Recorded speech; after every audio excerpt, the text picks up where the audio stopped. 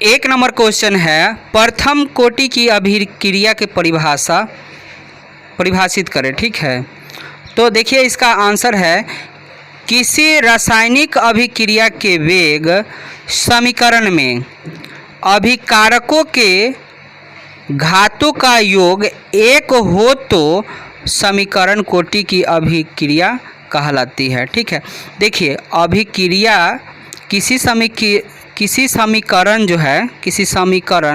अभिक्रिया के वेग समीकरण में अभिकारकों के घातों के योग एक हो तो उसको हम लोग प्रथम कोटि की अभिक्रिया बोलेंगे। ठीक है, चलिए अगला क्वेश्चन जो है, फैराडे के वैद्युत अपघटन के प्रथम नियम बताएं, लिखें। ठीक है ना, तो फैराडे के वैद्युत अपघटन का प्रथम नियम, विद्युत धारा द्वारा वैद्युत अपघटन कराने पर रासायनिक विघटन की मात्रा विद्युत अपघटन विलयन या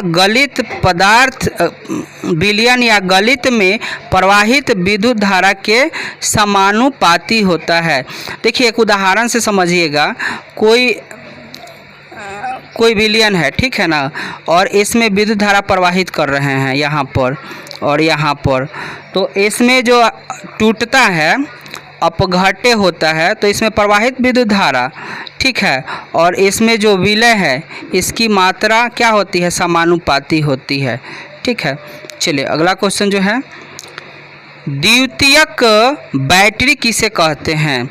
तो देखिए द्वितीयक बैटरी वैसी बैटरी है जिनका उपयोग के बाद विपरीत दिशा में विद्युत धारा का प्रवाह पुनः आवेशित कर फिर से प्रयोग में लाए जाते हैं, उसे द्वितीयक बैटरी कहते हैं। कहने का मतलब दोस्तों कि यह एक ऐसी बैटरी है ना जिसको बार बार आवेशित कर सकते हैं, जैसे चार्ज हुआ और फिर ख़त्म हो गया तो फिर से चार्ज कर लीजिए और इसको उपयोग कीजिए। ठीक है, चलिए अगला क्वेश्चन है, प्राथमिक बैटरियां किसे कहते हैं?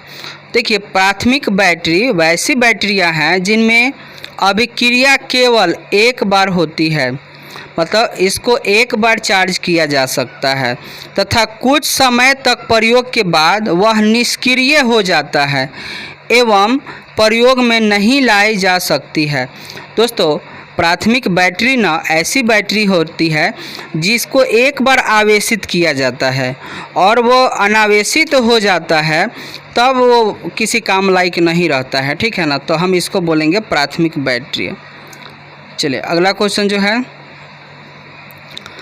जलीय विलयनों के विद्युत अपघटन में प्रायः प्लेटिनम एवं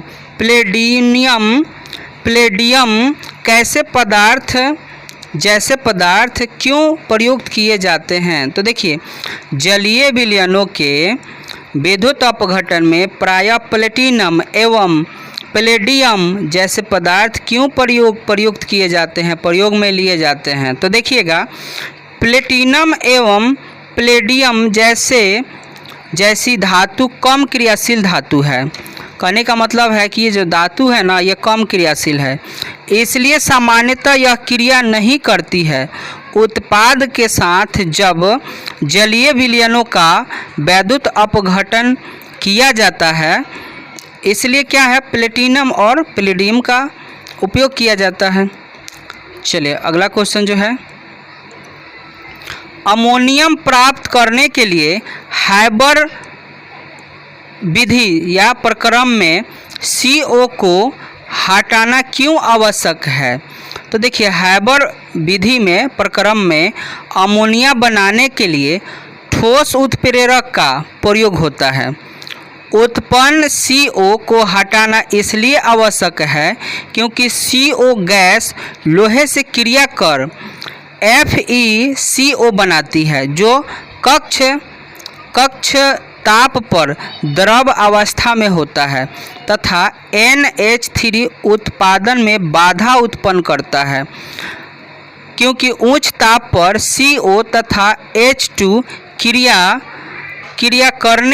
करते हैं जिससे उत्पाद घटता है। ठीक है, अगला क्वेश्चन जो है, ब्राउनियम गति। तो रॉबर्ट ब्राउन ने 1827 ईस्वी में गति का पता लगाया था। कोलाइडी विलियनों को सूक्ष्मदर्शी से देखने पर पता चला कि कोलाइडी कण टेढ़े मेढ़े तरीके से निरंतर गति करते रहते हैं। अंधेरे कमरे में एक छोटे पिंड से निकलते प्रकाश मार्ग में या प्रोजेक्ट से पर्दे पर पड़ने वाले प्रकाश मार्ग से धूल कण लगातार गति करते हुए दिखाई देते हैं। इस गति का कारण 1863 में वीनर द्वारा दिया गया, जिसके अनुसार यह गति कोलाइडी कणों के परिक्षेपण माध्यम के अणुओं के साथ असमान रूप से टक्कर के कारण उत्पन्न होती है। कोलाइडी कण अपने चारों ओर के परिक्षेपण माध्यम के अणुओं से टकराते रहता है और गति करते रहता है।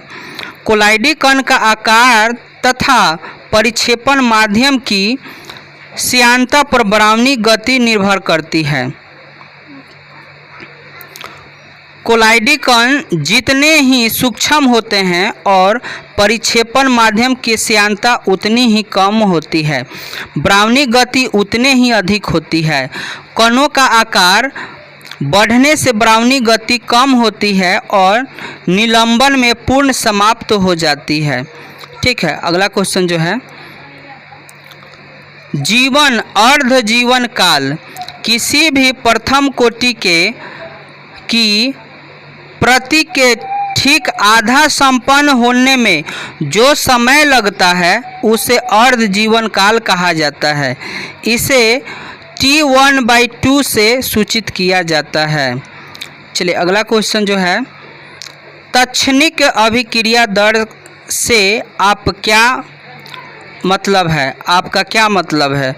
तो देखिए, अभिक्रिया में शामिल होने वाले पदार्थों में से किसी एक पदार्थ की सांद्रता का नियत क्षण में बदलने की दर तात्क्षणिक अभिक्रिया दर कही जाती है। अगला क्वेश्चन जो है, प्रथम कोटि अभिक्रिया के लिए ग्राफ निरूपित करें। तो देखिए, प्रथम कोटि अभिक्रिया के लिए अभिक्रिया वेग सांद्रता बढ़ने पर बढ़ता है। ठीक है, अगला क्वेश्चन जो है, कुछ फोटो अभिक्रिया के लिए डेल्टा जी का मान धनात्मक होता है, क्यों? तो क्योंकि प्रकाश ऊर्जा का कुछ भाग अवशोषित होता है जो डेल्टा जी ऊर्जा में परिवर्तित हो जाता है। अगला क्वेश्चन जो है, क्या कोई ऐसी अभिक्रिया भी है जिसके अभिकर्मक की सांद्रता समय के साथ घटती नहीं है? तो देखिए, शून्य कोटि अभिक्रिया के लिए अभिक्रिया वेग सांद्रता पर निर्भर नहीं करता है, अतः समय के साथ इन अभिक्रियाओं के अभिकर्मक की सांद्रता घटती नहीं है। अगला क्वेश्चन जो है, विद्युत रासायनिक श्रेणी को परिभाषित करें। तो देखिए, वह श्रेणी जिसमें विभिन्न धातुओं के विभवांतर क्रम से दिए गए हैं, विद्युत श्रेणी जो है रासायनिक श्रेणी कहलाती है। अगला क्वेश्चन जो है, फैराड के वैद्युत अपघटन के द्वितीयक नियम को लिखें। तो फैराड के वैद्युत अपघटन के द्वितीय नियम विभिन्न विद्युत अपघटन के विलयन में विद्युत के समान मात्रा प्रवाहित करने पर मुक्त विभिन्न पदार्थों की मात्रा उनके रासायनिक तुल्यांक की द्रव्यमान, जिसको धातु के परमाणु द्रव्यमान और आयन के अपघटित करने में प्रयुक्त इलेक्ट्रॉन की संख्या, मतलब आप द्रव्यमान के समानुपाती होता है, ये आप बोल